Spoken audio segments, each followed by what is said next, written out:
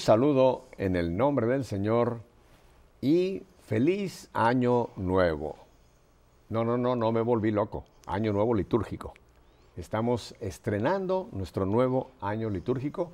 ¿Recuerdan? Recién ayer tuvimos nuestro primer domingo de Adviento, por eso tenemos aquí esta corona de Adviento, y con el Adviento empezamos nuestro año litúrgico. Esta tarde nuestra fe en vivo se viste de lujo, porque tengo conmigo aquí a Monseñor Iván Cadavid Ospina, rector del Seminario Nacional de Cristo Sacerdote, con base en La Ceja, Colombia. Monseñor, muchísimas gracias por estar con nosotros aquí en este primer programa de este nuevo año litúrgico. Buenas tardes, Pepe. Muchas gracias a usted por la invitación.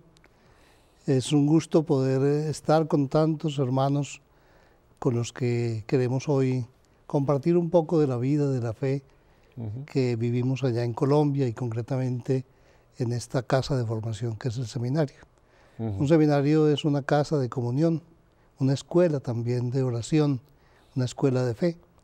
Y entonces el testimonio de lo que se vive en un seminario es ciertamente muy edificante para mucha gente que tal vez no sabe qué es lo que se vive allá dentro del seminario. Usted nos va a contar, pero los seminarios, Monseñor, son vitales para la vida de la Iglesia. Ahí es donde se preparan, se forman nuestros sacerdotes, de los cuales sin sacerdotes la Iglesia no puede existir, lo mismo que sin laicos. Pero bueno, vamos a hablar de esta aportación enorme que ustedes tienen a la vida de la Iglesia.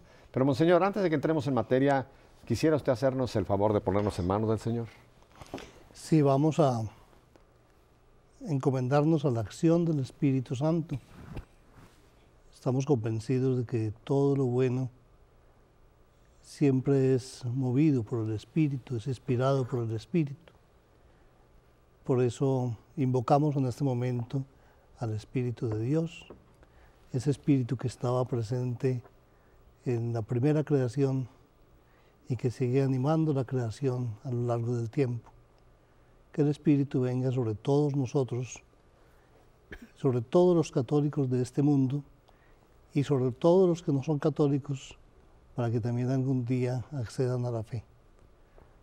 Por eso decimos gloria al Padre y al Hijo y al Espíritu Santo, como era en el principio, ahora y siempre, y por los siglos de los siglos. Amén. Pues, Monseñor, repito, gracias por compartir con nosotros en esta tarde. Pero antes de que hablemos de esa proyección pastoral que usted tiene sobre sus hombros, cuéntenos un poquito de Iván. ¿Dónde nace ahora rector? Cuéntenos un poquito de su trayectoria de fe, Monseñor. Bien, Pepe. Yo nací en un pueblito que está junto a un páramo frío, en Sonsón. Sonsón es a 2 horas escasas de La Ceja. Es la sede de la diócesis de Sonsón, Río Negro, a la que pertenezco y a la que pertenecemos más de 400 sacerdotes, que trabajamos obviamente en la diócesis, en sus parroquias, seminarios, universidad, la curia, y cerca de 200 sacerdotes trabajando en distintos lugares de Colombia y en muchos países extranjeros. Esta región ha sido un semillero y un lugar de una tremenda vocación de tantísimos hombres que ahí han encontrado el llamado del Señor y que han salido a servir a la Iglesia en Colombia y en el mundo entero, Monseñor. Es una cantera de vocaciones. Cantera, esa es la palabra correcta. Cantera. Incluso este año terminamos con 211 seminaristas mayores, o sea, entre filósofos y teólogos, que están aspirando al sacerdocio para la diócesis. Ajá. Así que usted nace en Río Negro. En Sonsón. Sonsón, que era la capital anterior. Ajá. Después la diócesis se hizo Sonsón, Río Negro, o sea, una sede alterna, y se comparte, hay 2 catedrales, prácticamente el centro administrativo está en Río Negro, pero la primera sede fue Sonsón. Allí nací en un hogar muy cristiano, de padres muy buenos, con otros 3 hermanos, que curioso, ellos fueron acólitos, todos ellos fueron acólitos, yo no, y porque Dios quiso, me llamó fue a mí. O sea, de los acólitos, ninguno siguió una vocación sacerdotal, tuvieron otras vocaciones. Todos se casaron. Y usted, que no era acólito, el Señor lo llamó a ser acólito, después diácono y después sacerdote. Exactamente. Y me tocó toda esa época del preconcilio y concilio y posconcilio. Cuando yo estaba estudiando el seminario mayor, había acabado de terminar el Concilio Vaticano II, o estaba terminando. Y fue una época de mucha crisis, naturalmente. Usted recuerda que hubo una gran defección de sacerdotes en el mundo entero, de comunidades religiosas, del clero diocesano, que decían ya no se encontraban con claridad, con verdadera identidad dentro de la iglesia, dentro del sacerdocio mejor, y fueron saliendo. Y mientras ellos salían, nosotros entrábamos. Fue una experiencia bastante bonita porque incluso había sacerdotes que nos decían, no, esto está muy duro, muy complicado, la iglesia cambió mucho, el concilio modificó todo esto, es mejor que piense más, no siga adelante tan fácil. Pero Dios nos tenía para otra cosa y seguimos. Yo seguí adelante con mucho gozo. Y después yo tuve un detalle muy importante. Cuando yo estaba pequeño, el párroco de mi pueblo, de Sonsón, era Monseñor Alfonso Uribe Jaramillo. Con él hice mi primera confesión para la primera comunión. Y después él me recibió en el seminario y él me ordenó sacerdote. Y con él trabajé durante 20 años, siendo él el obispo diocesano. De manera que fue un privilegio muy grande para mí, pues, estar al lado de una persona de tanto carisma, de tanto amor por el sacerdocio, porque si algo distinguió a Monseñor Alfonso Uribe Jaramillo fue el amor por el sacerdocio. Usted conoció a Monseñor Alfonso Uribe Jaramillo. Tuve el privilegio de conocerlo y de poder, aunque no fue muy cercanamente, poder ver esa obra, ese carisma con el que él fundó La Ceja, el seminario La Ceja, tengo entendido, y que ha producido, como usted ha dicho, una cantera inmensa de bien a la iglesia, no solamente colombiana, sino a la iglesia del mundo entero. O sea que ese hombre, seguro que algún día, esperemos, inicie una causa de llevarlo a los altares, que bien lo mostró con su vida, sin lugar a dudas. Ayer, acá en Alabama, estaba hablando con unos campesinos y me preguntaban si yo conocía al padre Alfonso.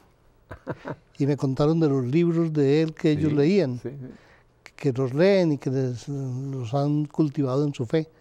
Y yo me sentía muy orgulloso de saber que acá, tan lejos, Monseñor Uribe es conocido y que hay gente campesina que lo lee.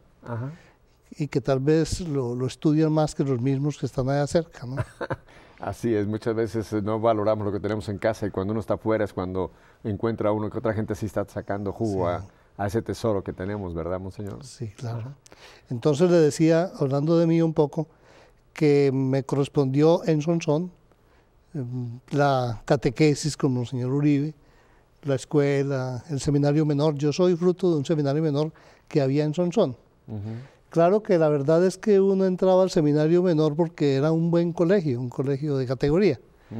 Pero ahí fui cultivando el llamado, la vocación. Todavía aspiraba por allá en cuarto, quinto bachillerato, que me iba a la universidad, que quería ser ingeniero, pero por otro lado estaba el llamado, el sacerdocio. Y al terminar bachillerato tocaba decidir, bueno, ¿sigue o va a ir a la universidad? Pues yo me lancé y seguí para el sacerdocio, me parecía que estaba llamado, me sentía llamado y entré al seminario que hoy dirijo, al de Cristo Sacerdote. Allí hice mis estudios de filosofía y teología y allí me ordené hace 40 años. 40 años. 40 años. Ya va para las bodas de oro, Monseñor. Déjame le hago una pregunta, porque nos ven muchos jóvenes en este momento. Usted tocó un punto que quizá nos puede usted dar un poquito de luz. Cuando llega ese momento que se encuentran los dos caminos, llamémoslo así, la vocación a una carrera secular, un ingeniero, una carrera muy noble, o la vocación al sacerdocio. ¿Cómo usted discernió, cómo usted dijo, no, aquí es donde el Señor me quiere? ¿Qué elementos hubo para esa decisión? Pues primero, el llamado de Dios que uno siente dentro. Toda persona siente en su conciencia que Dios nos llama a algo. Ujú. A veces los hacemos sordos, no queremos oír, pero allá al fondo está la llamada. Segundo, pues el estímulo de los otros compañeros y sobre todo de los sacerdotes. Unos muy buenos sacerdotes, formadores, verdaderamente entregados, que uno los ve y dice, yo quiero ser como ese. Entonces, cuando hay un sacerdote bueno, hay la mejor pastoral vocacional. Muchos jóvenes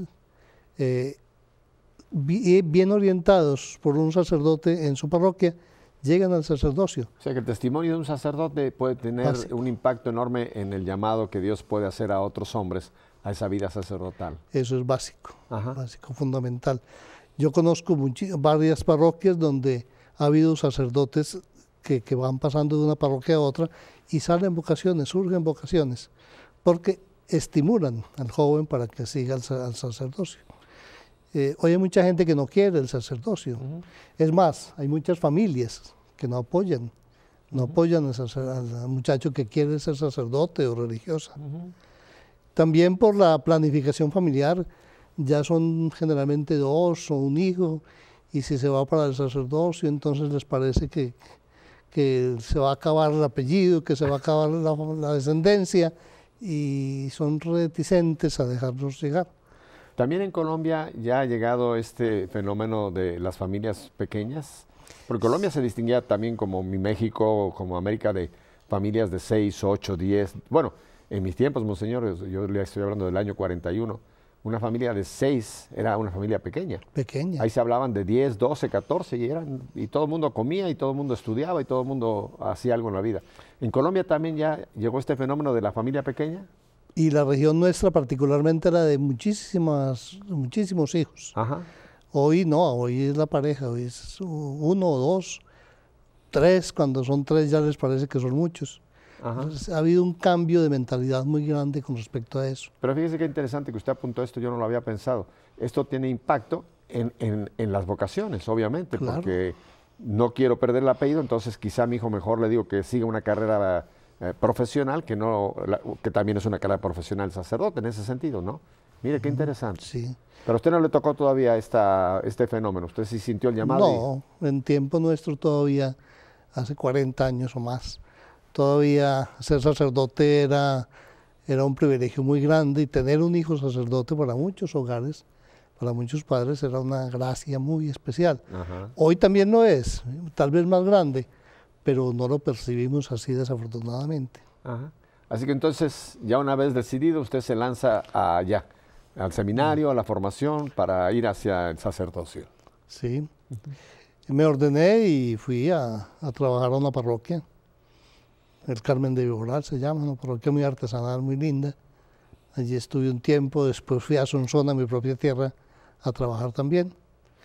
Y ahí fue cuando me llamaron para el seminario, para que fuera a servir en la formación sacerdotal. Yo estuve 9 años en ese oficio de la formación, y ahora, hace 6 meses, menos, en mitad de año, llegué ya otra vez para dirigir el seminario. Pero ya lo conocía, pues primero porque estudié allá, segundo porque trabajé allá, y tercero porque hay un afecto muy especial por la casa donde uno se formó. Entonces, muy complacido, empecé ya a trabajar en la rectoría del seminario, con un grupo de sacerdotes muy especial y con un grupo de seminaristas también muy bueno. Ajá. O sea que usted trabajó como párroco, pero más de sus años ya como sacerdote ha estado usted en la parte docente, en la formación de seminaristas. Bueno, párroco fui 7 años largos. Ajá. Formador de seminario 9. Ajá. Y estuve en la curia como vicario de pastoral durante 14 años, en la curia de Río Negro, Ajá. de la diócesis. Allí estuve con 2 obispos, Monseñor Flavio Calle, que hoy es el arzobispo de Ibagué, y Monseñor Ricardo Tobón, que es el actual arzobispo de Medellín. Ajá.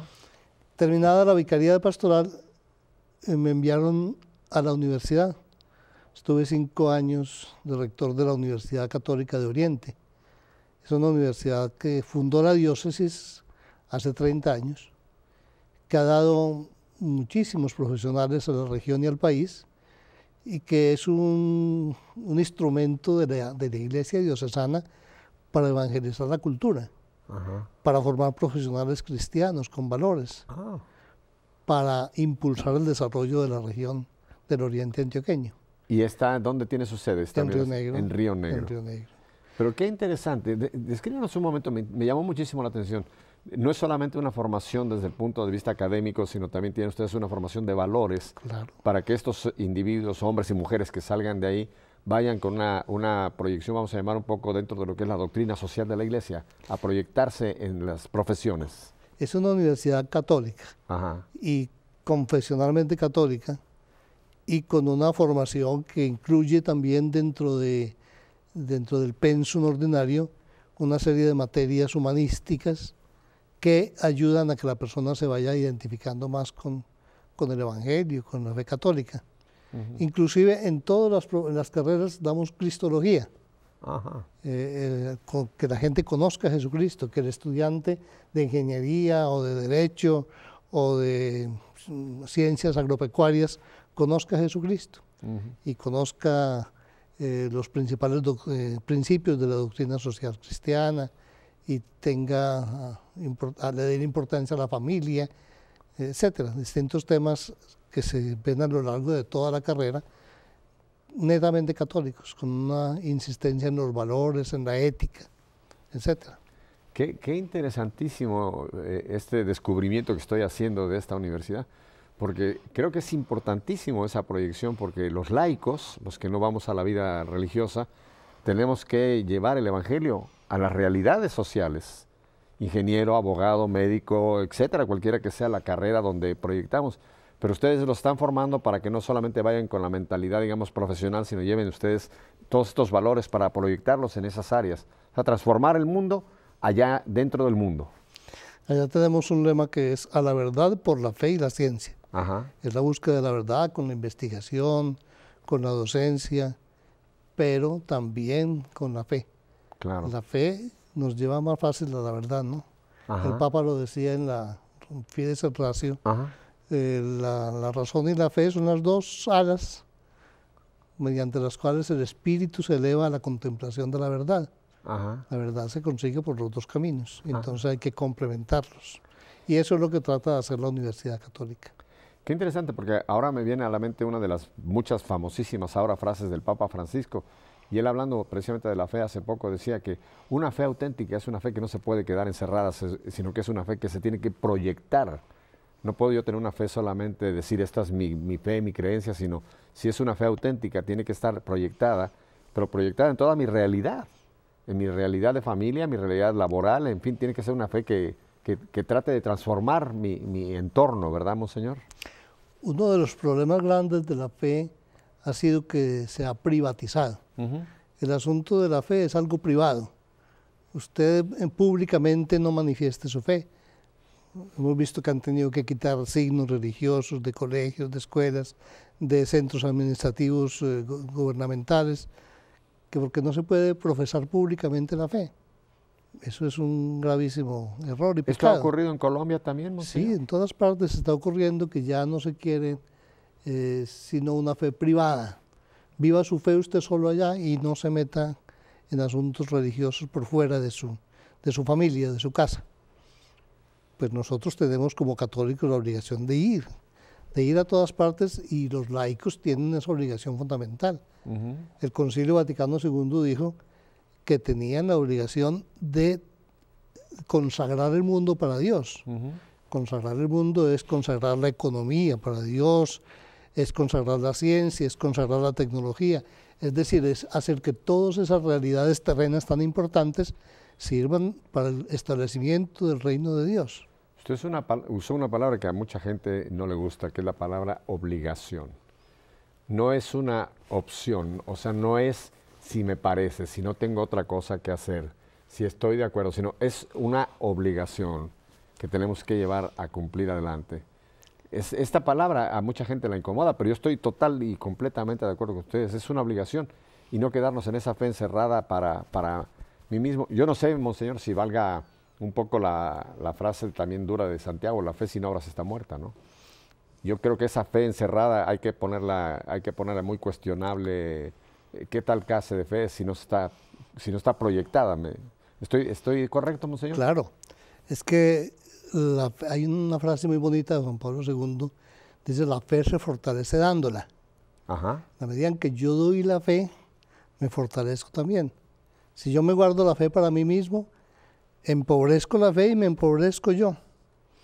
Entonces el deber, es un deber de un laico católico, es profesar su fe. Ahorita que terminamos el año de la fe, el Papa Benedicto, cuando hizo la convocatoria del año de la fe, decía claramente: tenemos que confesar la fe, profesar la fe y difundir la fe. Y eso es una obligación, un deber, un compromiso de todo cristiano. Monseñor, hay veces que yo digo aquí cosas que yo sé que luego me dicen que digo cosas duras, pero ¿no piensa usted que muchas veces cuando llegamos a este punto nos podemos convertir en lo que yo llamo católicos camaleones? O sea, mi fe, voy a la iglesia el domingo, me persino, rezo, comulgo, etcétera, pero luego salgo y el resto de mi semana yo vivo como vive la gente del mundo. No hay una distinción, o sea, nadie puede distinguirme entre un no católico o un anticatólico de un católico. No creo que esto nos lleva a vivir este tipo de fe camaleona, que yo me adapto al ambiente y que eso es contrario a lo que es la voluntad de Dios, que vivamos y transformemos la realidad de nuestro mundo. Es una terrible incoherencia. Incoherencia. Si yo no soy católico, sino de la puerta de la casa hacia adentro, o en el templo, o cuando rezo, realmente no estoy siendo un católico como Dios lo quiere. Dios quiere católicos que vivan su fe las 24 horas del día en todas partes, en la cancha de fútbol y en el estadio y el Papa decía, en la discoteca, en todas partes. Católicos de a pie, esos que están en todas partes y en todas partes dan testimonio de su fe.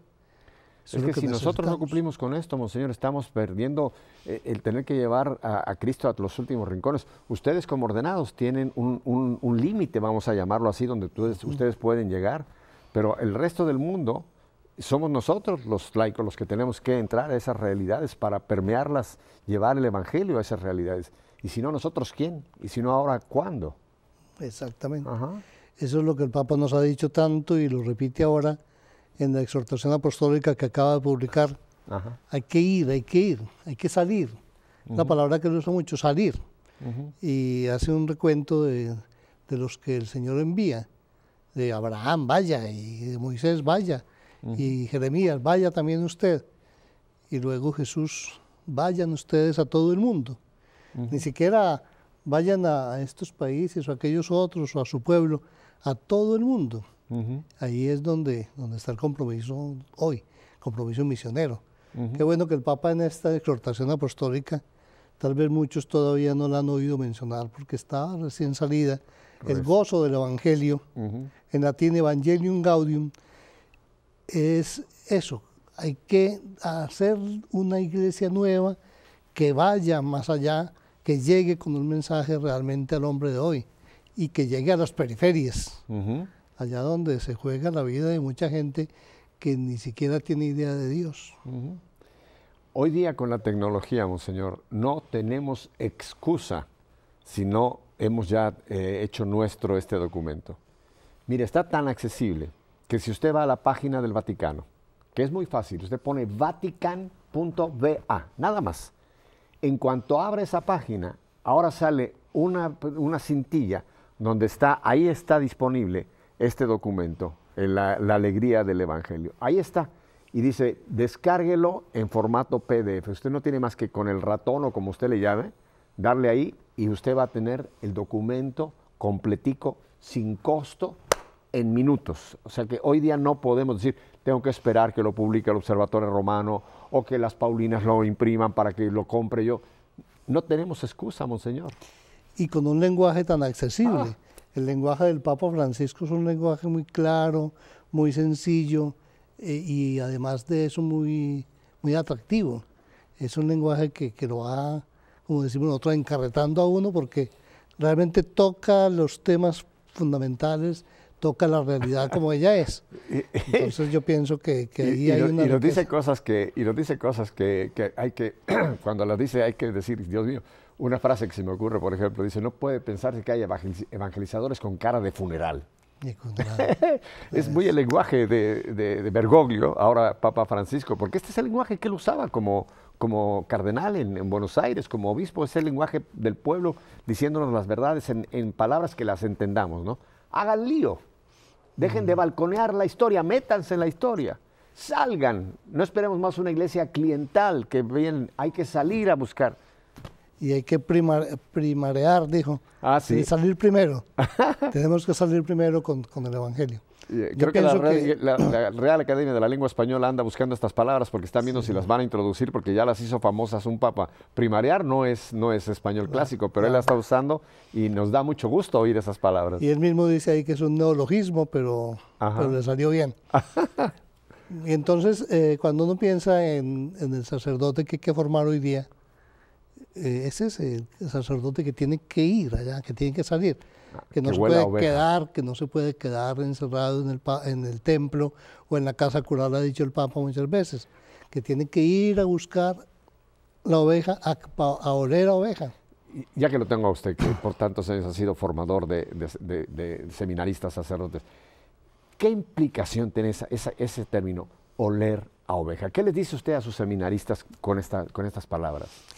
La realidad es que nosotros hemos tenido un modelo de formación muy pastoral, que nos lo infundió Monseñor Uribe, formar pastores que compartan la vida del pueblo, que estén con el pueblo, que acompañen, que consuelen a su pueblo, que vivan la vida de su gente, es decir, que estén allá donde la gente se juega su vida cotidiana.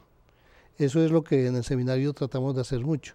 Inclusive para que los seminaristas salgan fin de semana y vacaciones y estén lo más que puedan en parroquias, en misiones, estén con la gente, participen de las angustias y también de las alegrías de la gente. Eso es lo que nosotros hemos tratado de hacer.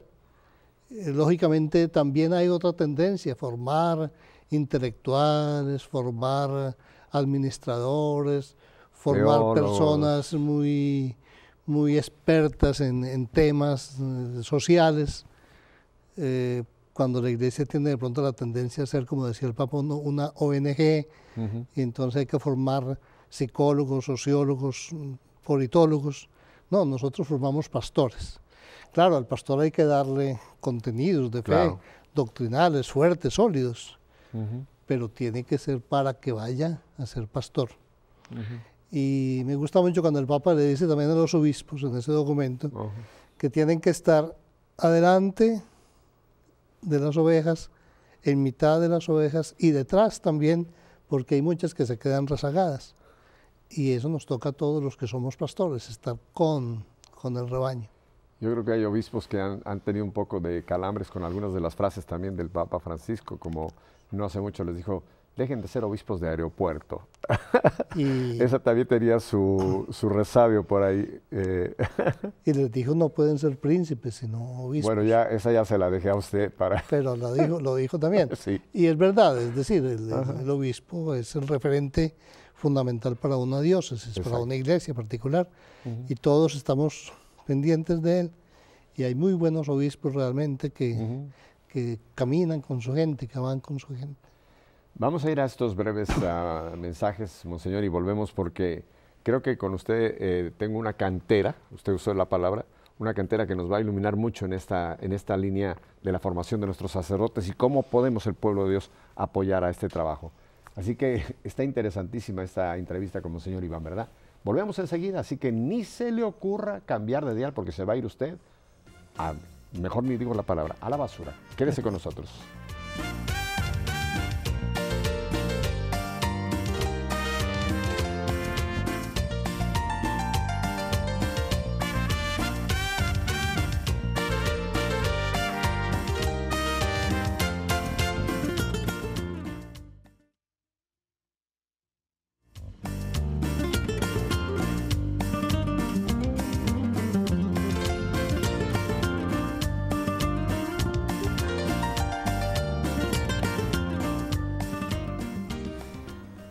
Monseñor, ya que usted trajo a colación este documento, que es su segundo documento, por cierto, aunque el primero fue, digamos, a dos manos, como se le dice ahora, Papa Benedicto y el Papa Francisco cuando nos dieron el documento sobre la fe, pero este sí viene directamente y tiene todo el estilo de Papa Francisco.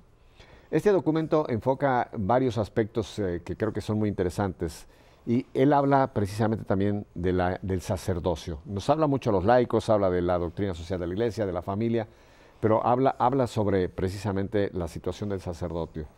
Hay una palabra que me gustaría usted que nos aclare, porque creo que es una situación que no se ha hablado mucho. Él habla mucho de romper con el clericalismo. ¿A qué se refiere Papa Francisco cuando habla, usted como formador de sacerdotes? ¿Qué quiere decir cuando dice que hay que romper? Incluso llegó un poco más allá, llegó a decir que casi es un pecado el clericalismo. ¿Qué es el clericalismo y a qué se refiere el Papa Francisco, Monseñor? El clericalismo es muy grave y está muy metido en el sacerdote y en el laico.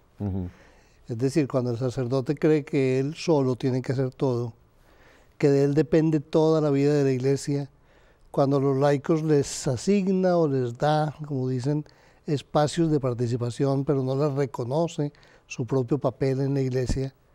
Es decir, cuando el sacerdote se convierte en un todero y el laico está simplemente ahí para hacer mandados o para cumplir algunas tareas que el sacerdote dice reconocerle, ahí es un sacerdote clericalista. Pero también cuando el laico no quiere hacer nada sin el sacerdote, cuando si el sacerdote no está en la reunión entonces no va, cuando no hace apostolado porque el padre no le ha dicho, cuando no se esmera por formarse a sí mismo para poder servir a la gente, a su comunidad, está siendo clericalista. Y yo creo que esa época del clericalismo hace mucho tiempo que pasó.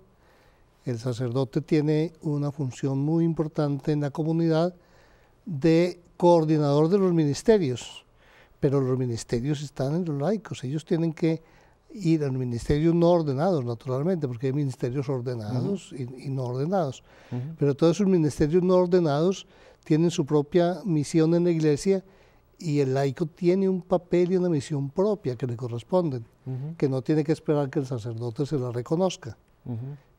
Yo pienso que ahí hay una tarea muy importante para cambiar mentalidad de la gente. Le voy a poner un ejemplo que de mi México, por ejemplo, cuando habla usted de esta actitud del clericalismo de parte del laico, dicen que, por ejemplo, el padre le dice a un laico, hijo, ¿qué hora es? Dice, padrecito, la hora que usted quiera, la hora que usted quiera, padrecito. Esto es cómico, pero esto implica, ¿verdad?, este tipo de clericalismo, de que si el padrecito no lo dice, no se hace, si el padrecito no lo hace, ni yo no hago nada, es caer en un cierto infantilismo, dependencia del sacerdocio, ¿no?, del sacerdote. No hemos dejado madurar a los laicos en muchas de las comunidades. Hay otras, afortunadamente, que ya han dado pasos muy importantes. Y hay planes pastorales en las diócesis en las que cada vez el laico tiene más participación y es tenido en cuenta no solamente para hacer, también para planear y para evaluar la pastoral permanentemente. Le voy a hacer una pregunta comprometedora. Esto me lo acaba de comentar una persona en mi ciudad, Miami. Me dice que puede ser que en el ambiente clerical estén pensando que al Papa Francisco se le está pasando la mano en cuanto a la apertura que está dando al laicado y que quizá esto pueda traer una reacción contraria, que en algunos sitios quieran trancar otra vez este clericalismo, llamémoslo así, para que no se salgan los pollos del huacal, como decimos, o los pollos del gallinero. ¿Usted cree que puede darse este fenómeno de que se pueda pensar de que el Papa Francisco se le está pasando la mano de abrir a esta dimensión del laicado, como es tan claro que lo está gritando? No, de ninguna manera. Está tratando de poner en práctica el Concilio Vaticano II. Qué bueno. Que tuvo un documento dedicado exclusivamente al apostolado de los seglares, el Apostolica Actuositatem, donde les decía a los seglares cuál es su ser y su misión. Es más, Juan Pablo II también tuvo una exhortación apostólica, Christi Fideles Laici, donde abrió el papel del laico. ¿Cuál es el papel del laico en la Iglesia? Y cuando hay un laicado maduro, surgen más vocaciones al sacerdocio. Hay mucho más que hacer para los sacerdotes. Cuando no hay laico, el sacerdote se sienta... Si no hay ovejas, se siente cruzado de Claro. brazos. Cuando hay un laicado fuerte, maduro, movimientos que van y vienen, el sacerdote tiene mucho que hacer y tiene más razón de ser en la iglesia. Entonces, el laicado maduro no va a ser una competencia para el sacerdote, al contrario, va a ser el mejor estímulo para la vida sacerdotal. Ay, monseñor, espero que sus palabras sean proféticas y que lo esté escuchando mucha gente. Ahora, quiero aprovechar estos minutos. Cuéntenos usted de la proyección, usted como rector, ¿cuál es la proyección? ¿Cómo están trabajando? Porque tengo entendido que no solamente es este seminario que mencionamos, sino son varios seminarios que están llevando esta misma visión pastoral de Monseñor Uribe Jaramillo. Cuéntenos. Sí, Monseñor Uribe Jaramillo fundó en la diócesis 4 seminarios. El que yo dirijo, que fue el primero, que es en principio para vocaciones de adultos. Es un tema que no hemos tratado. El Seminario de Cristo Sacerdote nació como un seminario para vocaciones de personas adultas. ¿Vocaciones tardías? Profesionales, sí. Ah, correcto. Profesionales, personas ya en el mundo laboral, que de pronto sienten el impulso de su vocación y no tienen dónde formarse. Porque llegar donde están muchachos bachilleres que recién egresan del bachillerato, pues ese no es el ambiente para ellos. En el seminario nuestro hay muchos adultos que están formándose, junto con jóvenes. Pero estos adultos tienen la oportunidad de ir a un seminario, de hacer su proceso formativo. ¿Son profesionales solteros, llamémoslos, que no contrajeron, o viudos? No, o simplemente, no, viudos también ha habido algunos, pero la mayoría son profesionales, gente que ahorita tenemos administrador de empresas, comunicador social, un médico, abogado, personas que después de su profesión vieron o sintieron el llamado de Dios y no saben dónde ir. El seminario nuestro acoge a esas personas y les da la posibilidad de formarse en el seminario, en un seminario donde hay, digamos, un ambiente más propicio, porque no está con puros muchachos, sino que también mayores. Pero es una formación no para el sacerdocio. Sí, claro. Ajá. Claro, es para ser sacerdotes. Claro, pero no casados, obviamente. No. Para que dejemos claro que no, en la Iglesia Católica seguimos dejando bien claro que son todavía personas célibes que han optado por el sacerdocio, aunque tenían otra profesión. Los primeros que se ordenaron en el seminario, había un médico, un odontólogo, un maestro, un contador, fueron los primeros. Y después de eso han entrado muchos profesionales o personas del mundo del trabajo al seminario. Entonces ahí estamos aplicando lo que también ha dicho el Papa Francisco, que no somos una iglesia de exclusión, que a las personas ya mayores decimos, no, usted ya está mayorcito, mejor ya no piense en el sacerdocio. Puede ser una proyección para estas personas. Siempre que un obispo se comprometa con uno de ellos y lo envíe y le haga su seguimiento él también, nosotros lo recibimos, claro. Ah, qué bien. Entonces, después está el seminario misionero del Espíritu Santo, que queda ahí contiguo al nuestro. Es un seminario que básicamente tiene un énfasis misionero y para formar sacerdotes para esos lugares de misión, ¿cierto? ¿Estos vienen para ser formados y de ahí son enviados o son locales que son enviados o ambos dos? Las diócesis los manda ahí y ellos se forman ahí con un espíritu misionero. Ellos quieren servir a su iglesia o a la iglesia universal, porque es que hoy uno no se ordena para esta iglesia, uno se tiene que ordenar para el mundo, para ir donde quiera.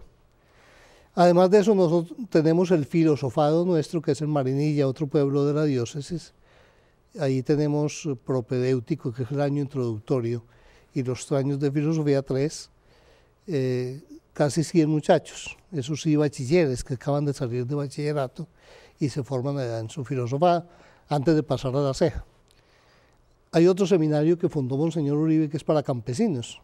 Ya está terminándose porque ya no hay tanta dificultad para el campesino hacer su bachillerato, pero era para muchachos del campo que no habían podido estudiar bachillerato, iban allá a hacerlo y muchos de esos seguían después su camino al sacerdocio. Se les formaba y se les presentaba las dos opciones, como usted menciona, ¿no? Puros, sí. Quizá continuar en su vida laboral o ir por la línea pastoral del sacerdocio. Exacto. Correcto. Ese seminario queda en Yaromar, otro pueblo de Antioquia. Ajá. Y también estamos dirigiendo la diócesis el Seminario Intermisional Colombiano, que es en Bogotá, donde se forman sacerdotes para todos los territorios misionales y que depende de los obispos de esos territorios. Y la diócesis lo dirige, allá hay cerca también de 100 alumnos que están en formación. O sea que prácticamente entre los seminarios nosotros tenemos 160 y 130 el misionero, 290, más 100 Marinilla, 390, casi 100 en Bogotá, 490. Y los de Yarumal, un poco más de 500 seminaristas estamos formando nosotros para muy distintas diócesis. Ajá. Bueno, 200 de ellos para nosotros, claro. Los otros 300 para otras diócesis. Ahora, usted me comentaba antes de que principiáramos de que también incluso de fuera de Colombia llegan a ser formados, o sea que son, en cierta manera ustedes tienen una dimensión también internacional. Cuéntenos un poco de esto. Sí, cuando yo me ordené, conmigo se ordenó un americano, un italiano, un venezolano, un nicaragüense, ¿cierto? Un chileno, bueno. Entonces había una variedad cultural muy enriquecedora. Hoy por hoy hay ecuatorianos, panameños, hay también de Perú, ahorita me pidió un cupo un chileno, y hay otros que estudian para España, hay unos que están estudiando para Canadá, ¿cierto? O sea que aunque son de otras regiones, van después a servir a sus países. ¿Y esto cómo opera, monseñor? O sea, un obispo, vamos a decir un obispo chileno, quiere enviar a alguien, viene enviado por ese obispo para recibir esta formación, para posteriormente regresar al obispo que lo envió. O sea, tienen este intercambio, llamemos, con varias diócesis posibles. Sí, sobre todo cuando tienen personas un poco más adultas que no tienen un seminario propio en su país, pero lo envían allá para que allá le demos la formación. Y sí, hay un buen servicio en ese sentido para muchas diócesis. O sea que si hay obispos ahora mismo que nos están viendo y tuvieran interés, más tarde me permite usted que dé su dirección para que hicieran contacto con usted para explorar estas posibilidades. El seminario está abierto al servicio de todas las diócesis de Colombia y de los países vecinos o de Latinoamérica. Y además de eso, pues tenemos cupos porque con todos estos seminarios que se han ido creando alrededor, pues el nuestro todavía tiene cupos disponibles. Usted mencionó algo que me gustaría que nos profundizara. Usted dice que un seminarista, un sacerdote, se forma o se ordena para la Iglesia Universal. Este es el principio. No es exclusivo para esa iglesia diocesana donde existe ese seminario. Sí, esa visión de que yo me formo para una diócesis ya está mandada a recoger. Uno se forma para, sí, ciertamente se incardina, que es lo que usamos nosotros. Correcto. El término se incardina a una diócesis, pero tiene que estar dispuesto a ir a cualquier parte. Yo le contaba que en nuestra diócesis hay cerca de 200 que están en muchas partes. Aquí en Alabama tenemos un sacerdote, ahora viene otro y viene un seminarista nuestro para servir aquí. Y aquí ha habido varios. Le cuento, a ese que usted nos tiene por acá, gracias a Dios, sirviendo. Ya lo he tenido aquí en esa sillita, el padre Guillermo, al cual queremos muchísimo y estamos felices de la labor, porque ¿sabe qué le digo aquí? No nos está oyendo él huele a oveja. No se lo diga, pero él huele a oveja. Sí, está con el pueblo. Yo lo conozco mucho. Así como él, ahí en Uruguay, en Chile, en el Perú, en Ecuador, en Venezuela, en Curazao, en muchas partes, sacerdotes nuestros sirviendo. Están un tiempo, 5, 10, 15 años, regresan. En Roma tenemos, en Roma, en Bangladesh, en el Asia hemos tenido varios sacerdotes, ahora van otros 2. Eso es lo propio de la iglesia hoy. Un sacerdote que se ordena sin fronteras, que va para el mundo entero, como dijo Jesús, vayan al mundo entero. Y es una riqueza muy especial que el Concilio Vaticano II dijo, las iglesias tienen que compartir más sus agentes de pastoral, no solamente sacerdotes, también laicos, misioneros que vayan a servir a otras iglesias. Correcto. Monseñor, se habla de una crisis de fe. Papa Benedicto nos hablaba mucho de una crisis de fe, estaba hablando a nivel global, a nivel del mundo. ¿Usted ahora ve un resurgimiento de vocaciones? con esta nueva imagen, y digo nueva no es porque no sea, es importante el Papa Benedicto, pero con esta imagen de Papa Francisco, ¿usted cree que este despertar que él ha logrado en el mundo, porque hoy día Papa Francisco ha logrado algo increíble, que es que ha captado la atención del mundo, no solamente de los católicos, sino de los no católicos, evangélicos, y de otras religiones, él ha captado. ¿Usted cree que esta figura de Papa Francisco está en cierta forma despertando inquietud en la juventud a una vida consagrada? Tiene que despertar inquietudes. Sacerdotes de hoy, los que el Papa está perfilando, ese tipo de sacerdocio le gusta más a la gente, a la juventud. Es decir, alguien que esté más entregado, más misionero, más fuera de una estructura demasiado rígida. Eso es lo que le gusta al joven de hoy. Y yo pienso que va a haber un despertar. Todavía es muy prematuro para decir que ya, pero en estos próximos años vamos a tener que tener más seminarios abiertos. Esta figura que él está encarnando, que además es algo interesantísimo, un jesuita que toma como modelo y como proyección de su papado a un franciscano, a Francisco de Asís. Hemos visto claros gestos de él que, y repito, lo he dicho muchas veces, no estoy comparando papas, no estoy comparando a Benedicto ni a Juan Pablo, no, pero estamos hablando de nuestro papa actual. Cómo se ha volcado él hacia el enfermo, hacia el pobre, hacia una vida, una proyección muy franciscana. ¿Usted cree que esto está impactando a los jóvenes en decir, me llama esa figura que estoy viendo ahora encarnada? No es una figura teorética, una figura encarnada en Francisco. ¿Usted cree que está teniendo ese impacto? Pues yo sí he escuchado a muchos jóvenes que han dicho, este papa está chévere, este papa nos llega más. Sí. Uno lo entiende mejor. Claro, es de nuestra idiosincrasia, es latino, eso a nosotros nos acerca más, pero es que además de eso tiene mucho carisma. Y yo pienso que la juventud va a sentir un nuevo llamado. En Brasil se vio el fervor, el entusiasmo de los jóvenes con el Papa, fue algo maravilloso. Por este canal estuvimos siguiendo muy de cerca todo lo que pasó en Brasil y fue algo maravilloso. Este joven de 72 años tuvo la dicha de poder estar sirviendo en ese gran evento, y fue, Monseñor de Saligo, esas experiencias, a mí me tocó ya estar en Madrid anteriormente con Papa Benedicto y ahora en Río con Papa Francisco.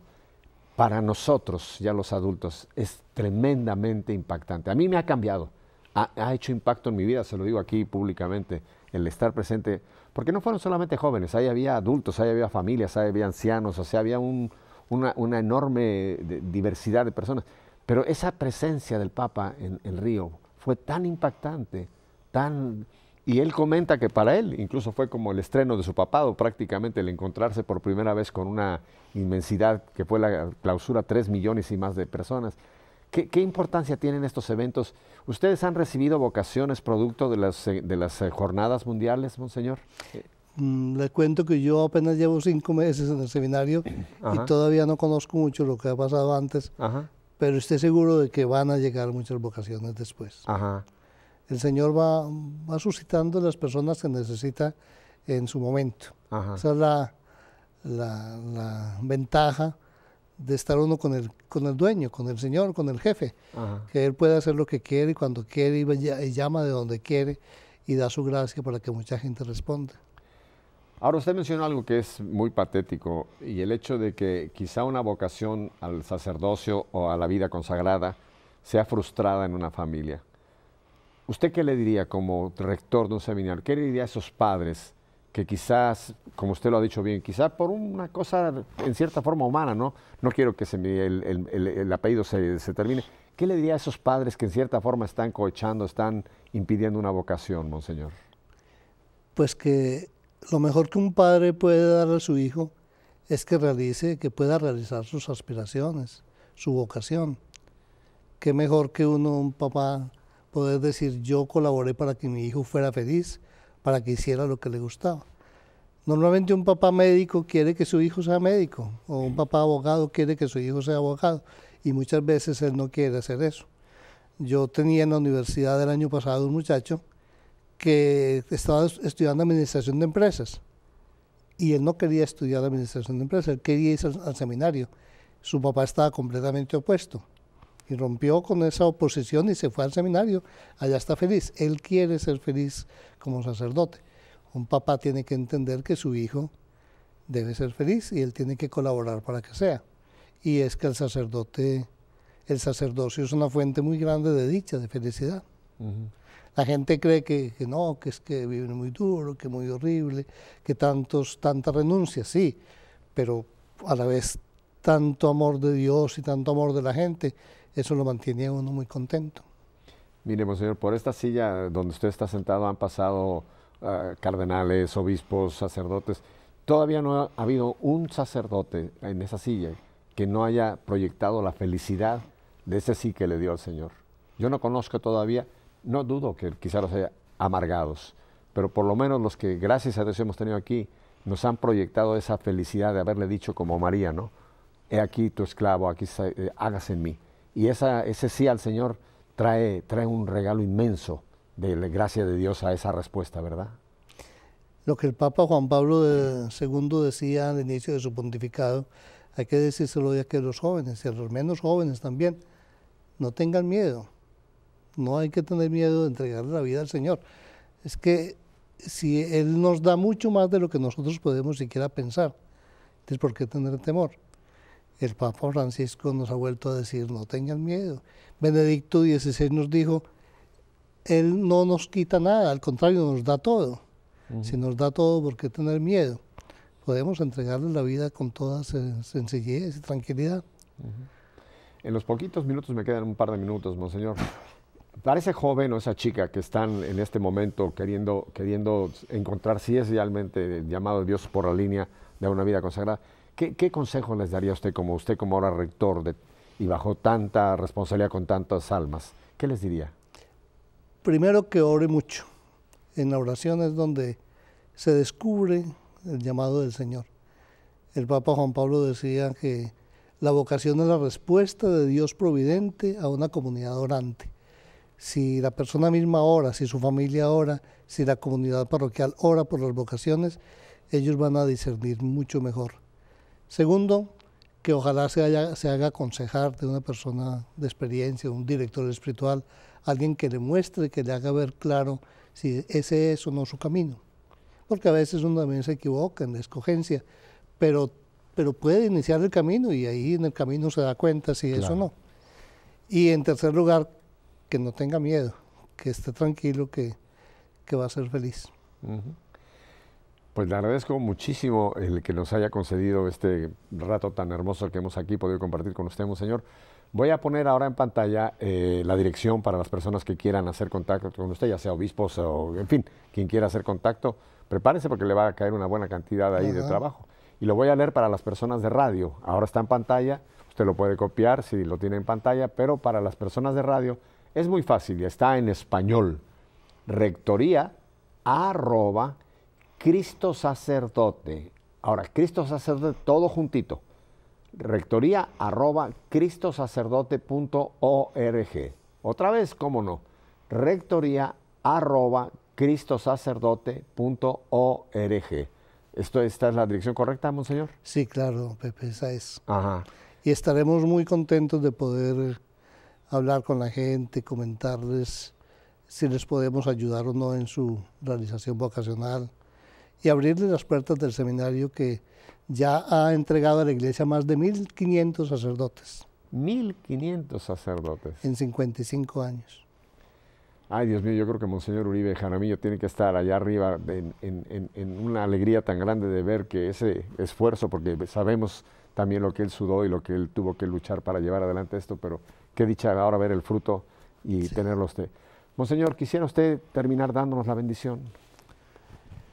Bueno, para todos los que nos han seguido en este programa tan especial que EWTN nos entrega, para todas las personas que trabajan en el canal y que hacen tanto bien al mundo, a la Iglesia con su anuncio del Evangelio, para todos aquellos que sienten o han sentido alguna vez el llamado al sacerdocio y quisieran seguir por este camino, imploramos la bendición del Señor. La bendición de Dios Todopoderoso, Padre, Hijo y Espíritu Santo, descienda sobre ustedes y los acompañe siempre. Amén. Amén. Monseñor, muchísimas gracias. Pepe, Dios le pague. Vamos a seguir muy de cerca la pista de esta gran obra que Dios le ha encomendado, Monseñor. Y tienen que orar mucho por los seminarios, por las vocaciones. Ahí lo tiene, orar mucho por los seminarios y las vocaciones. Hasta el próximo lunes, si Dios nos concede una semanita más de vida. Hasta luego.